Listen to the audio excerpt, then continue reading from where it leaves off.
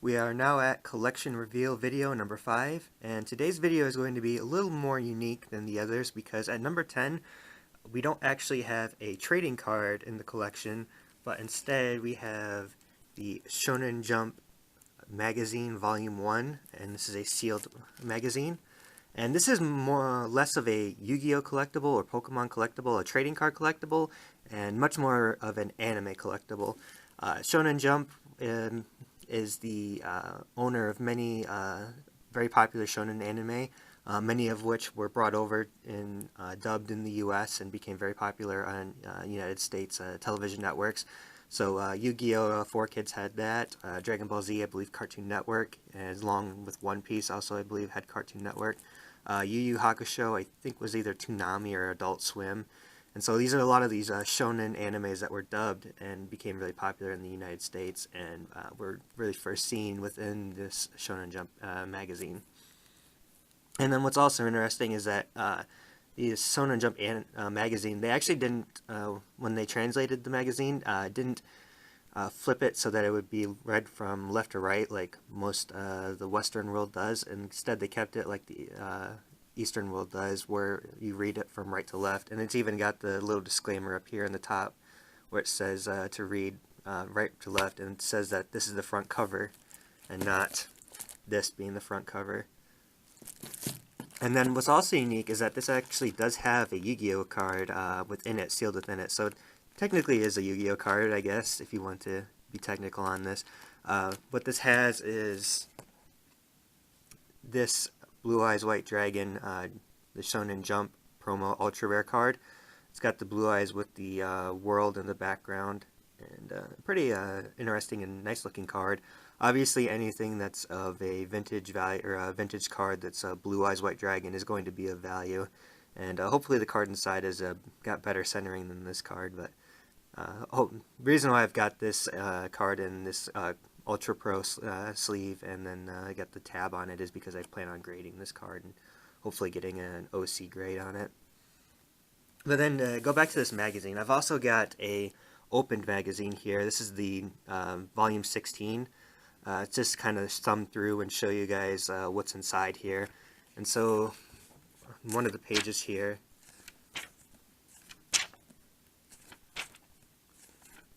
you can see right here that it's kind of promoting the Invasion of Chaos release, and it's got some of the cards and showing that Invasion of Chaos is going to be released in the United States.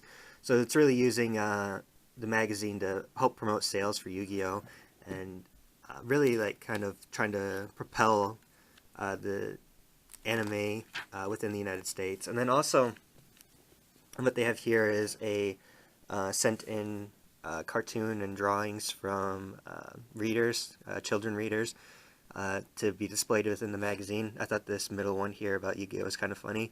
But yeah, you can really see is that Shonen Jump is really making an effort to kind of integrate this magazine and their shows, their anime shows, within the United States and Western culture. And so what you got here is just a bunch of the manga pages, and it's got like a little bit of each. So it'll have 4 or 5 mangas or shows within one magazine as kind of a display for the entire Shonen Jump. So you have here Naruto, you got a Gundam Wing Mobile Suit advertisement, and then these postcards that you can send in to go for prize drawings and whatnot. One Piece, that's got over 1,000 fucking episodes now, I think. This one's the Ultimate Muscle, not a very popular one. DBZ, obviously, very popular. Yu Yu Hakusho. And then, of course, Yu-Gi-Oh! So that's just kind of a little display on the Shonen Jump. And really, I bought this more as like an anime collectible instead of a card collectible, even though it does have the sealed card within it. And right now I'm keeping it sealed, but I've kind of wondered about possibly opening this up to be graded as like a comic book. I know there's comic book grading places and that they do grade, there is comic book grading. I don't know if this would qualify as a comic book. I don't know if they would even grade it. I don't know what companies even do the comic book grading. I just don't really know a whole lot about that. So for right now, I'm just keeping it sealed because I think even as a sealed product with the promo card still within, it's a valuable piece of, or a valuable collectible. And then on to number 9, we have a PSA 10 Cardess Vending Series number 4 Japanese promo card. It's got the glossy cover or whatever. And this is basically, an image taken right out of the Pokemon anime, basically printed onto a card, part of the vending series from Cardess as a promo series, and kind of interesting. I bought this mainly because it's got the Gary Oak on it, and very rarely do you see, like, the antagonist pictured on any of the Pokemon trading cards and whatnot. You'll say Team Rocket, obviously, because they're like the villains, but I guess Gary Oak's more of the anti-hero, and you don't really see a whole lot of him, so I found that interesting. And then this is the scene in the show where Gary's bragging about collecting all 8 badges before Ash got his. And then also there's this little snippet on the back, which I believe that's what that is saying. I can't read Japanese, obviously. But yeah, if you got the back, that's a bit different. It doesn't have just the normal Japanese blue background with the Pokeball in the center. So I found this card quite interesting, and it was very cheap to pick up, so I added it to the collection. And then at number 8, we have a Fossil Japanese Lapras that's got the 9 OC grade, and you can see it's quite off-center. The border on the left here is a lot thicker than the border on the right. The Japanese holos for these older sets are quite inexpensive. That's mostly because, or actually, that is because with the Japanese, for their early sets, you got a holo in every pack. So when you bought fossil packs, every pack you pulled out, you would guaranteed get a holo. So these holo cards are just all over the place. They're very easy to get. And then not only that, but the Japanese cards were printed in a lot better quality. They just did such a better job of printing their cards than what Wizards of the Coast did. And they have this really nice sparkle to them. But because they're because they're printed so much better, it's incredibly easy to grade these cards and get Gem Mint 10s on them. So these Japanese Pokemon cards of the earlier series, from like Fossil all the way up to, I don't even know, at least like Gym Heroes, they're just not that valuable because there's so many of them. They're so easy to grade, and you can just buy the loose packs and you'll get a holo in every pack. But I do find this interesting just because it's got the OC grade on it. I love collecting OC cards, and so I added it to my collection. And then we actually have another Japanese Pokemon card here. This is the, well, I'll do this first, the Meiji Zapdos promo embossed. And what this was another promo series, kind of like the Cardess, that these were actually put into chocolate boxes of chocolate, and sold with those boxes of chocolate as a promo card, similar to kind of like the gold border Meowth with Fruit Roll-Up. There's a Fruit Roll-Up gold border promo card Meowth, where it's basically the same card as the Meowth from Jungle Set, except the border is gold instead of the banana yellow.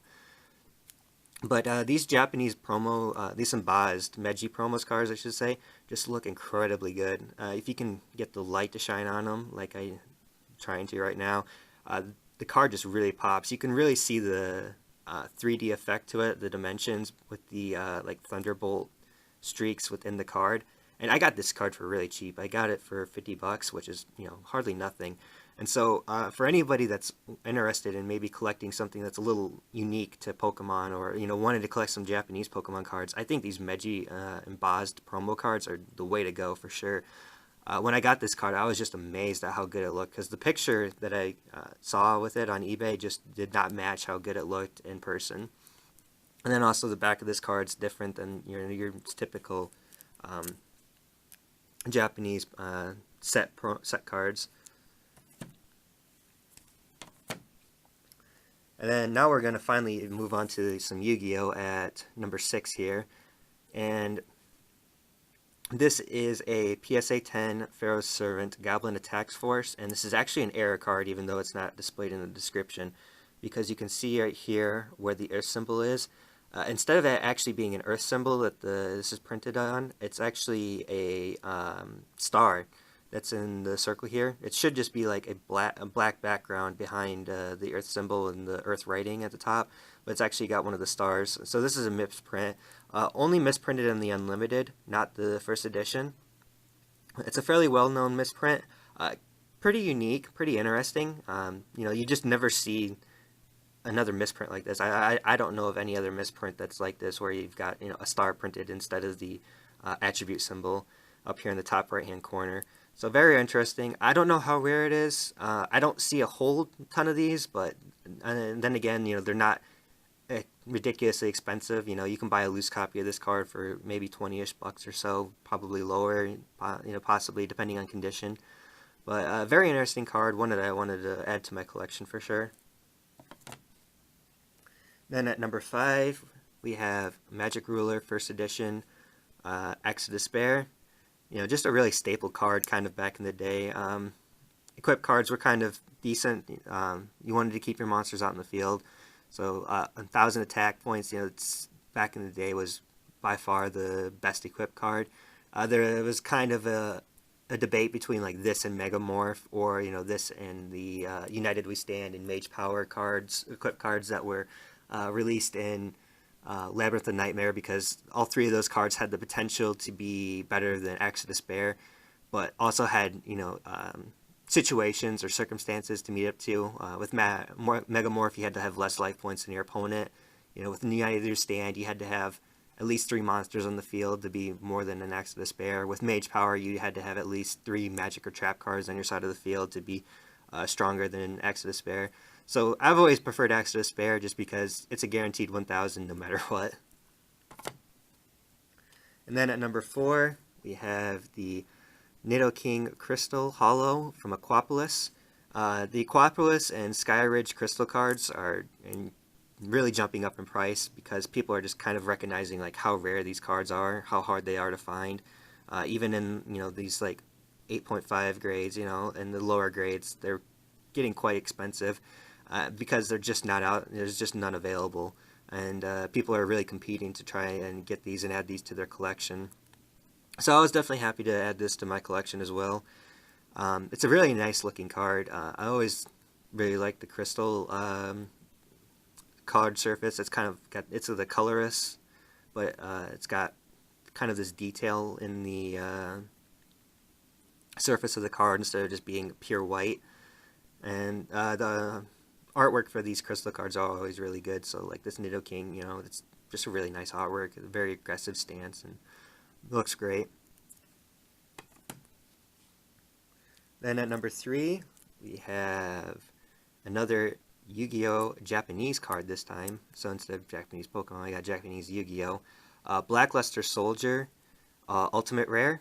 And this is from the Power of the Guardian set, which I think is part of the Invasion of Chaos set for the English. The Japanese sets got combined into multiple, like 3 sets got combined into one for the English so that the English TCG could catch up to the Japanese. But this is definitely an amazing card, PSA 10, you can't ask for better. And being an Ultimate Rare Blackluster Soldier, one that I think will be very highly sought after, especially since the North American trading card game doesn't have any high rarity Blackluster Soldier cards. At least the Ritual Blackluster Soldier card. There's obviously the Blackluster Soldier Envoy at the beginning from Invasion of Chaos that's highly sought after, but the original Ritual card, the 3000 beat stick that Yugi used to defeat Mai and her Harpy's pet dragon. There's no high rarity cards of that. So definitely one that I wanted to add to my collection because the Blackluster Soldier is just such an iconic card. And so getting it in an ultimate rare form, high rarity, and a card that just looks amazing is something that I definitely wanted to do. And then at number 2, we have an 8.5 first edition base set Pokemon card, Ninetales. First edition base set, always going to be iconic, always highly sought after, and so I'm just kind of chipping away at my own collection, slowly adding those 8s and 8.5s to my own first edition base set collection. Ninetales, obviously a huge fan favorite. Everybody loves the elegance of Ninetales. And the holofoil on this card looks pretty good. It goes well with the Ninetales itself, with kind of like these will-o-wisp blue and reddish hues in the background. And so definitely a nice looking card. And I always like adding, these 8.5s into my collections. I kind of find them unique. It's more interesting than having just all 8s, because there is this, 8.5, this almost, 9 grade. So I kind of like having at least one 8.5 in every Pokemon set that I collect in first edition. And then finally, for our number 1 card today, we have the Exodia Necros from Dark Crisis. Dark Crisis can be the first edition PSA 10, obviously. But Dark Crisis can can be a difficult set to grade at times. It can have some centering issues. I mean, even this Exodia Necros card has a little bit off centering, but not too terribly bad. Dark Crisis, and generally, it can sometimes have centering issues. There's definitely sets that are worse. One of the also things with Dark Crisis is that it was a little bit of a shorter printed set, so it's really hard to find packs and booster boxes of this set. But, Exodia Necros, obviously, probably the biggest card out of the set, up there with, like, Vampire Lord. Probably the most iconic card out of the set. I know Tim, this is his favorite card, and to pick a favorite card, this is a pretty damn good one. You get the full artwork of the Exodia, and then not only that, but it's got a full black hue instead of his regular, like, golden, yellowish coloring, and then has this, interesting green aura that's coming around him. And then plus it's just got this really interesting effect of how it interacts with the regular Exodia cards, and just an interesting card and how it gets played and whatnot. But one of the big cards to add into any Yu-Gi-Oh collection. And so that will wrap up the collection reveal number 5. And as always, thank you for watching.